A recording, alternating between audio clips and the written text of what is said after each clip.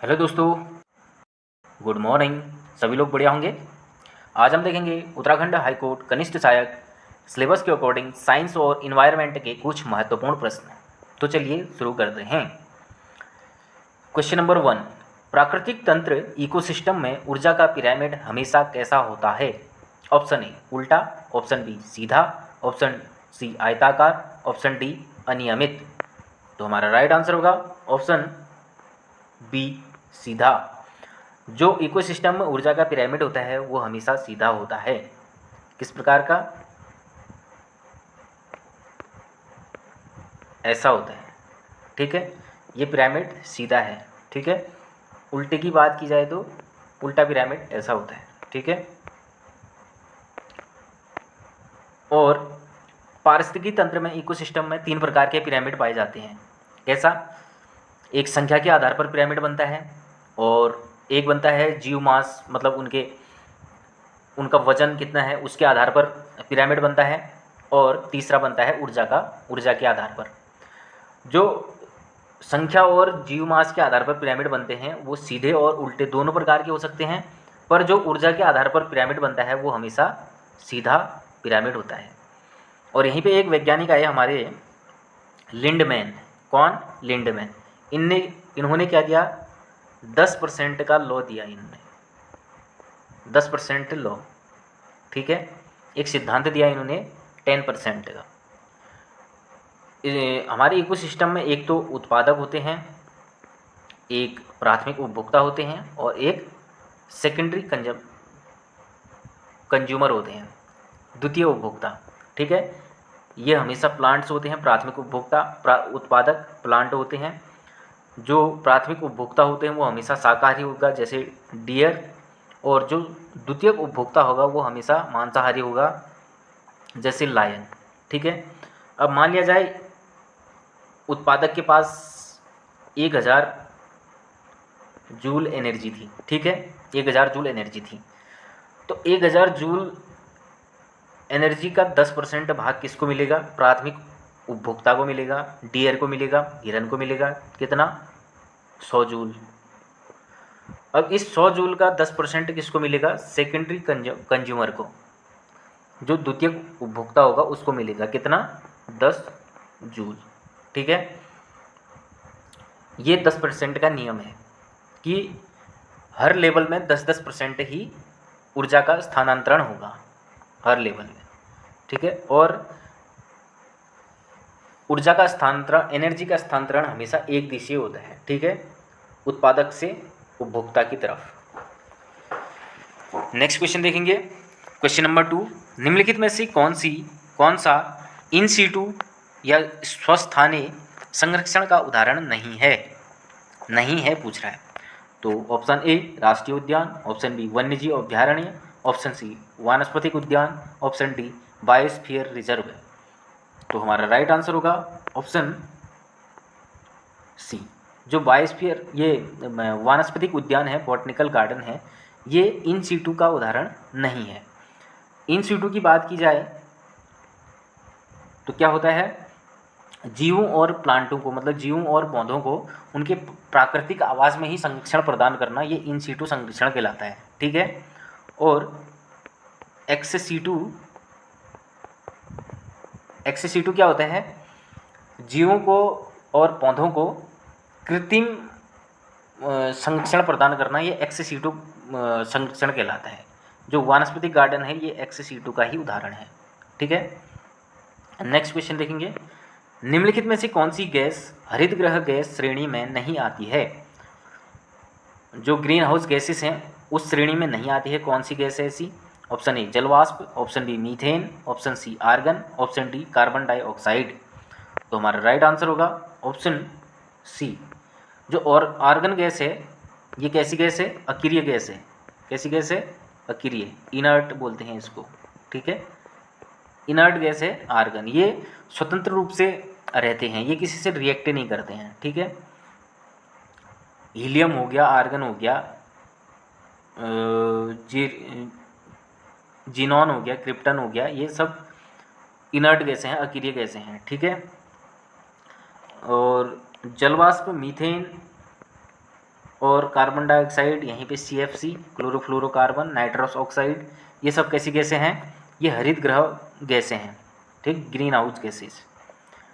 और green house प्रभाव कैसे काम करता है? ये सूर्य से आ रही है किरण, ठीक है, ये हमारी अर्थ हो गई और ये है सन।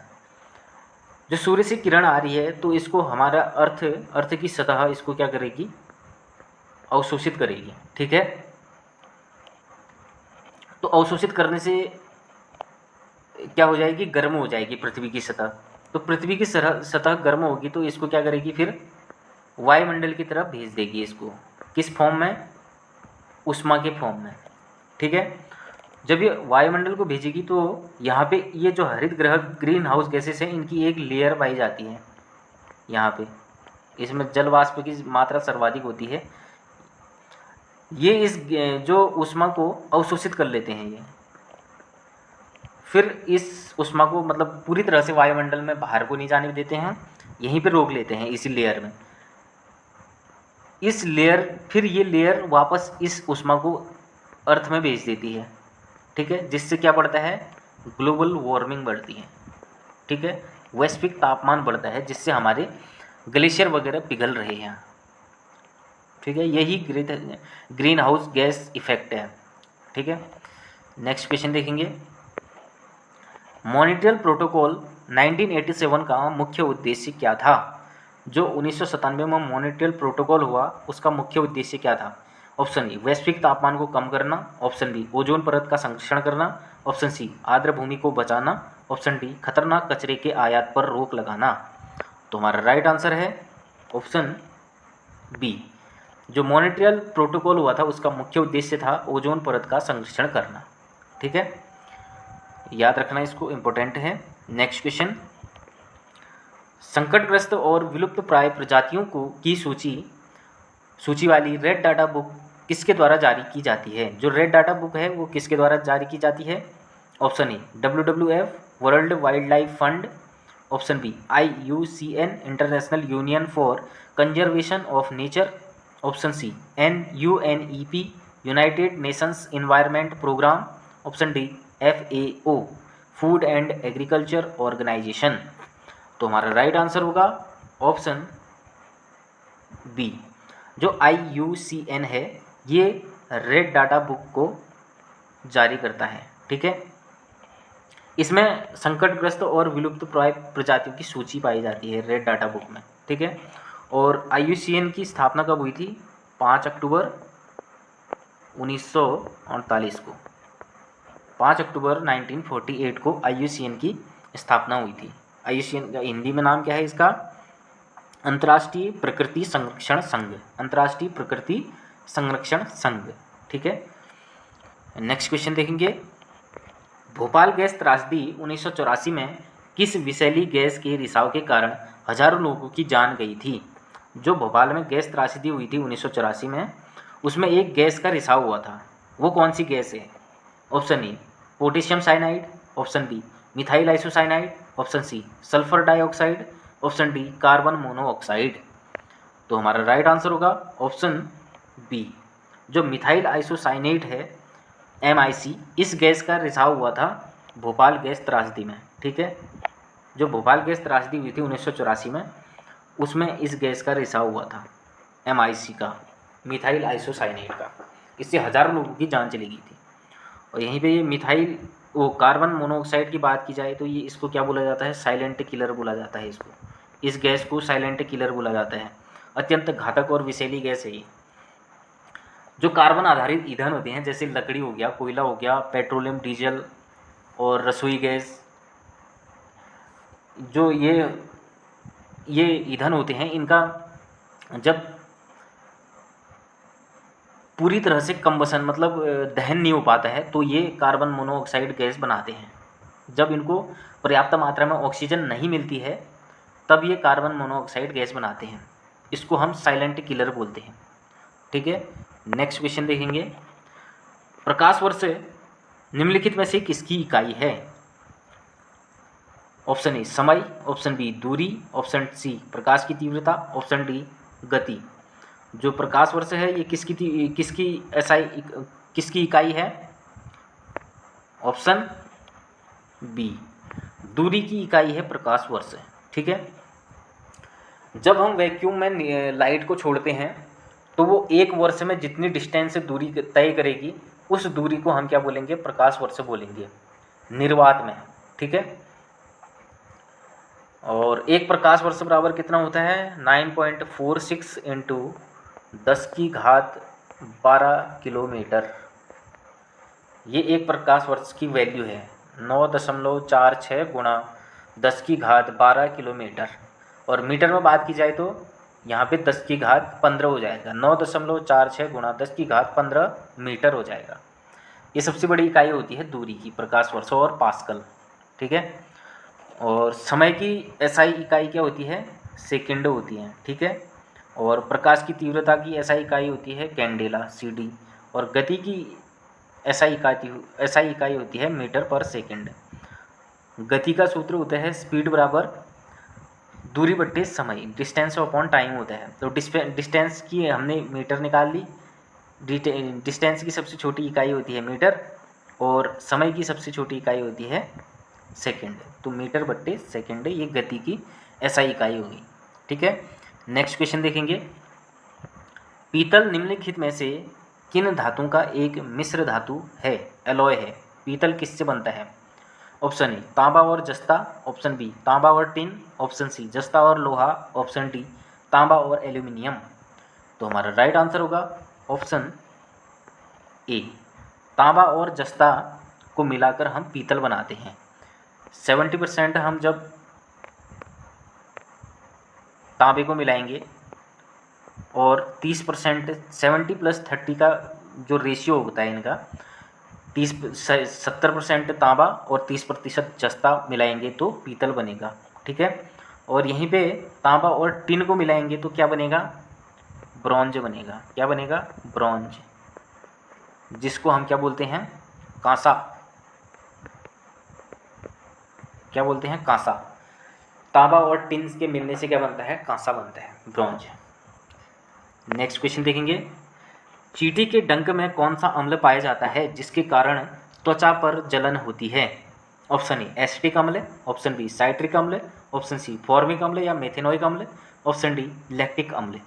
तो हमारा राइट आंसर होगा ऑप्शन सी, फॉर्मिक अम्ल या मेथेनोइक अम्ल बोलते हैं, चींटी के डंक में पाया जाता है ये। ठीक है। और एसिटिक अम्ल सिरके में पाया जाता है, विनेगर में। और साइट्रिक अम्ल नींबू वर्गीय फलों में पाया जाता है, साइट्रिक अम्ल। और लैक्टिक अम्ल हमारे मिल्क और दूध और दही में पाया जाता है, मिल्क और कर्ड में। ठीक है। नेक्स्ट क्वेश्चन देखेंगे। क्वेश्चन नंबर 10, सोनार तकनीक का उपयोग मुख्य रूप से किसके द्वारा किया जाता है? ऑप्शन ए अंतरिक्ष यात्रियों द्वारा, ऑप्शन बी डॉक्टरों द्वारा, ऑप्शन सी नौ संचालकों द्वारा, ऑप्शन डी पायलटों द्वारा। तो हमारा राइट आंसर होगा ऑप्शन सी, नौ संचालकों द्वारा सोनार का प्रयोग किया जाता है। ठीक है। और सोनार का फुल फॉर्म क्या होता है?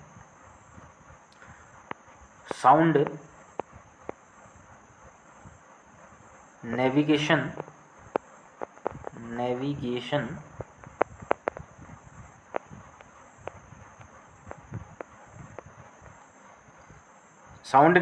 And ranging. Sound navigation and ranging इसका फुल फॉर्म होता है सोनार का। ठीक है। और ये कौन सी वेव भेजती है? अल्ट्रासोनिक वेव भेजती है ये। ठीक है। जब किसी समुद्र की गहराई या ट्रेंच की गहराई, गर्त की गहराई को नापने के लिए इसका प्रयोग किया जाता है सोनार का। और कोई जहाज़ डूब गया है तो उसकी स्थिति या उसके मलबे की स्थिति को जानने के लिए भी इसका प्रयोग किया जाता है सोनार का। ठीक है। और नौ संचालकों द्वारा इसका प्रयोग किया जाता है सोनार का। तो दोस्तों आज के क्वेश्चन यहीं पे समाप्त होते हैं। कैसे लगे आपको कमेंट में ज़रूर बताएं और मेरे साथ जुड़े रहने के लिए लाइक शेयर एंड सब्सक्राइब अवश्य करें। धन्यवाद।